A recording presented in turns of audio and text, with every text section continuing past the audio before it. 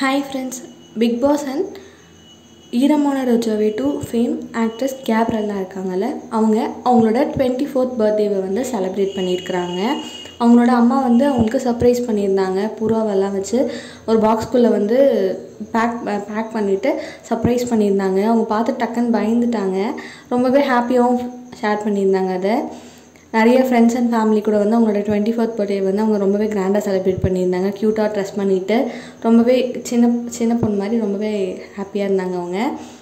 உங்கள் யாருக்கெல்லாம் வந்து காவியாவோட கேரக்டர் வந்து ரொம்ப பிடிக்கும், அவங்களுக்காகவே வந்து ஈரமான ரோஜாவை நான் பார்ப்பேன் அப்படிங்கிற மாதிரி சொல்லுங்கள்.